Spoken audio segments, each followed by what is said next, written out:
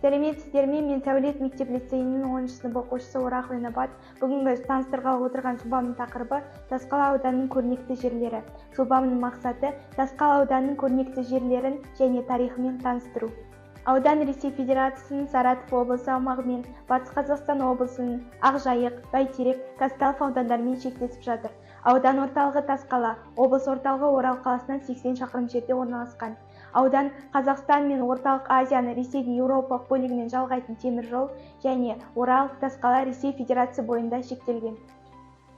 Батыс Қазақстан облысы Тасқала ауданы жерінде орналасқан, абсолютті биіктігі 259 метр. Қыраттың беті жонды келген, оңтүстік беткейі тік жарқабатты сай жыралармен тілімденген. Бор мергелді шөгінділер жапқан палеогеннің құмды сазақтарынан түзілген. Таудан Деркөл өзені бастау алады. Беткейінің қызылқоңыр топырағында бетеге, боз, жусан өседі. Баурайым мал жайылымына пайдаланылады. 2010 жылға дейін Красненькая аталған, қазіргі атауы Жігер, Батыс Қазақстан облысы Тасқала ауданы Тасқала ауылдық округі құрамындағы ауыл. Жігер ауылында ауыз суы бар бұлақ пайда болды. Бұл жерде судың қысымы соншалықты күшті болғандықтан қыста да қатып қалмайды.